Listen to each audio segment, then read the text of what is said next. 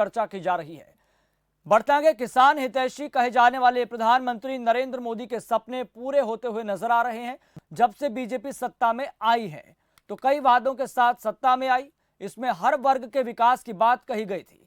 इसमें एक वर्ग किसान भी शामिल है जो हमेशा से दूसरों का पेट भरता आया है, लेकिन इसके बारे में किसी सरकार ने नहीं सोचा।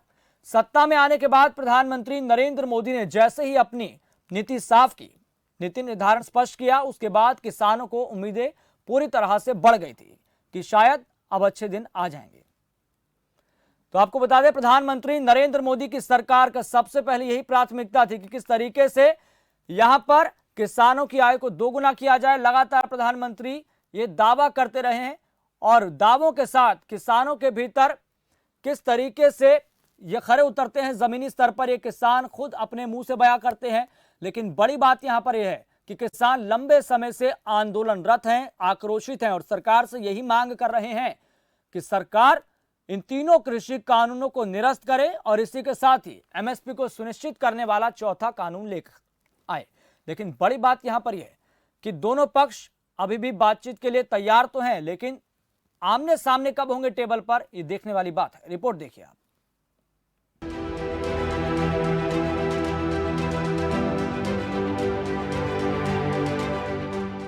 2014 में पीएम मोदी के नेतृत्व में सरकार बनी, जिसके बाद से लगातार पीएम मोदी ने ऐसे फैसले लिए, फिर चाहे वो किसानों को अच्छी सुविधा देने की बात हो या उनकी आय को दोगुना करने की बात हो। इसी के मद्देनजर केंद्रीय मंत्री नितिन गडकरी ने देश का पहला सीएनजी ट्रैक्टर लॉन्च कर दिया है, जो कहीं ना कहीं किसानों को आत्मनिर्भर बनाएगा।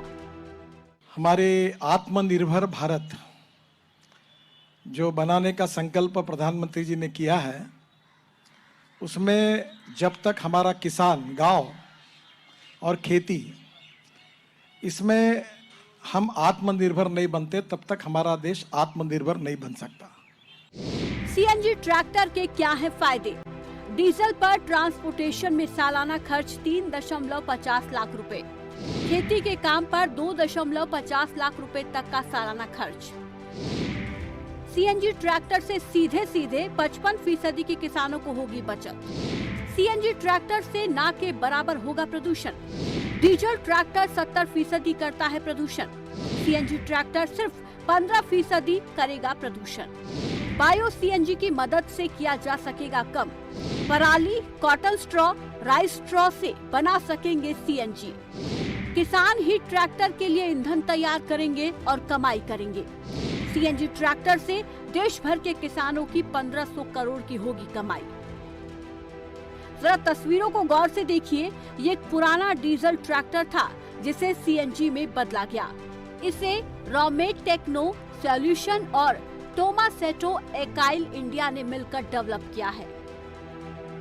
दावा किया जा रहा है कि इसके इस्तेमाल से किसान ईंधन की लागत पर सालाना 1 से 1.5 लाख रुपए तक की बचत कर सकेंगे और इसका सीधा फायदा सिर्फ और सिर्फ किसानों को होगा। देश भर में ट्रैक्टर कन्वर्शन सेंटर खुलेंगे। फिलहाल इस किट में कुछ सामान विदेश का भी है। हम मेक इन इंडिया प्रोग्राम के तहत इन कंपोनेंट को भी भारत में ही बनाएंगे, जिससे देश में आत्मनिर्भर भारत को बढ़ावा मिलेगा। इसमें खास बात यह है कि धीरे धीरे पब्लिक ट्रांसपोर्ट को भी सीएनजी में शिफ्ट किया जाएगा, क्योंकि किसी भी वाहन को सीएनजी में कन्वर्ट करने पर उसकी लाइफ बढ़ जाएगी। आगे आने वाले वक्त में सीएनजी ही भविष्य है।